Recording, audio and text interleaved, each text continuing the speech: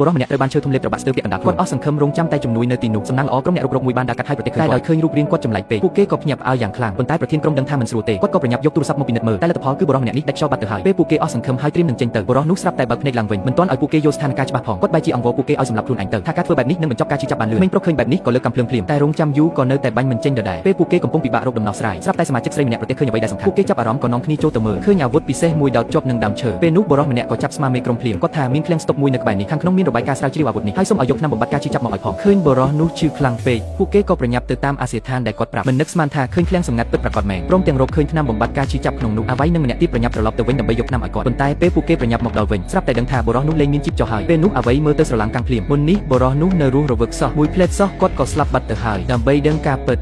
អ្វីក៏ដើររកមើលជុំវិញពិតមែនឃើញដបថ្នាំមិនស្គាល់អត្តសញ្ញាណធ្លាក់នៅដីធ្វើឲ្យគាត់ចាប់អារម្មណ៍អ្វីម្យ៉ាងគាត់ក៏ទាញដៃអោបបុរសនោះឃើញមានស្នាមចាក់ថ្នាំជាច្រើននៅលើដៃបុរសនេះច្បាស់ជាត្រូវអ្នកវិទ្យាសាស្ត្រប្រើជាសត្វពិសោធន៍ហើយដើម្បីបំពេញការពិសោធន៍ដ៏សាហាវរបស់ពួកគេទាំងពីរនាក់ដឹងការពិតក៏ខឹងខ្លាំងណាស់ក្នុងពេលជាមួយគ្នាមិត្តរួមក្រុមខាងទៀតក៏មានដំណឹងថ្មីពួកគេបានបើកកុំព្យូទ័រក្នុងឃ្លាំងឃើញមានវីដេអូថតមួយហើយនៅខាងក្នុងនោះគឺជាសពបុរសដែលទើបតែស្លាប់ដោយចៃដន្យពួកគេបានដឹងរឿងនេះតាមរយៈសម្ដីរបស់គាត់តាមពិតបុរសនេះគឺជាបណ្ឌិតដ៏ល្បីល្បាញម្នាក់កាលពីច្រើនឆ្នាំមុនគេបានរកឃើញរឿងមួយនៅក្នុងព្រៃនេះគឺជាស្នាមប្រេះនៃពេលវេលាសាកល្បងថាតើស្នាមប្រេះនេះឆ្លងកាត់បានទេពួកគេទើបចាប់ផ្ដើមធ្វើសកម្មភាពនេះតែអកុសលការពិសោធន៍មានឧបទ្ទហេតុបណ្ដាលឲ្យខ្លួនប្រាណរបស់បុរសឆ្លងកាត់បានត្រឹមពាក់កណ្ដាលចំណែកពាក់កណ្ដាលទៀតជាប់ក្នុងដើមឈើឧបករណ៍បាញ់ដែលជាប់លើដើមឈើដូចកាំភ្លើងឡាសែនោះគឺយានធ្វើដំណើរឆ្លងពេលវេលារបស់ពួកគេក្រោយមកបុរសចម្លែកម្នាក់បានលេចក្នុងវីដេអូរួចគាត់ក៏ចាក់ថ្នាំម្យ៉ាងដែលមិនស្គាល់មុខឲ្យគាត់ហាក់ដូចជាគេដឹងថាការពិសោធន៍បុរសនេះបរាជ័យហើយពួកគេក្រុងនឹងបំផ្លាញភស្តុតាងដើម្បីកុំឲ្យរឿងពិសោធន៍នេះលេចធ្លីទៅក្រៅស្រាប់តែមានសម្លេងគោះទ្វាររើពីខាងក្រៅបុរសសក់លឿងក៏បើកទ្វារមើលគេឃើញថាជាចោរដែលលួចលុយពួកគេសោះក្រុមពួកគេមកទីនេះគឺដើម្បីស្វែងរកចោរម្នាក់នេះមិននឹកស្មានថាចោរមកដល់ទីនេះដោយខ្លួនឯងអ្វីដែលខឹងក៏វាគាត់មួយដៃភ្លាមតែមិននឹកស្មានថាចោរនោះមិនតបថែមទាំងនិយាយរឿងដ៏គួរឲ្យខ្លាចមួយគាត់ថាពេលលួចលុយហើយក៏រត់មកដល់ទីនេះមិននឹកស្មានថានៅផ្ទះឈើនេះជួបមនុស្សអាថ៌កំបាំងគេបានបង្កើតសត្វឆ្កែបំផ្លាញជីវសាស្ត្រដែលមិនស្លាប់ថែមទាំងត្រៀមនឹងកែច្នៃមនុស្សឲ្យក្លាយជាមនុស្សបំផ្លាញជីវសាស្ត្រហើយក៏គេខ្លួនរួចទើបអាចសង្គ្រោះជីវិតបានពេលលឺដូច្នោះពួកគេក៏មានតម្រុយពួកគេក៏នាំចោរទៅផ្ទះឈើនោះតែពួកគេទៅដល់យូរពេកហើយបុរសអាថ៌កំបាំងនោះបានទៅទីពីរបាត់ហើយមើលស្នាមរបួសទៅដឹងហើយថានេះច្បាស់ជាស្នាដៃរបស់ឆ្កែជីវគីមីហើយមុនពេលពួកគេបានស្រាវជ្រាវទៀតផងចោរលួចក៏បានដុតផ្ទះឈើដោយប្រើដែកកេះគាត់ខ្លាចគេសងសឹកទើបគាត់ប្រើល្បិចថោកទាបនេះដើម្បីស្លាប់ជាមួយគ្នាមិនយូរប៉ុន្មានផ្សែងក៏ហុយពេញផ្ទះបើមិនរកផ្លូវរត់ចេញទេពួកគេនឹងត្រូវឆេះខ្លោចដោយភ្លើងដ៏សាហាវនេះក្នុងពេលប្រឈមគ្រោះថ្នាក់បុរសសក់លឿងរកឃើញអាវុធឆ្លងភពបន្ទាប់មកគាត់ក៏មកដល់ហាងស្រាដែលនៅក្បែរនោះភ្លាមទោះបីចោរនោះក៏បានរួចជីវិតជាមួយដែរតែពួកគេមិនបណ្ដោយឲ្យអ្នកនោះគេខ្លួនទេគឺត្រៀមប្រគល់ទៅឲ្យប៉ូលីសចាត់ការទីបំផុតពួកគេក៏ចាក់ចេញពីតំបន់ហាមហើយត្រៀមចាប់ផ្ដើមដំណើរផ្សងព្រេងដ៏អស្ចារ្យ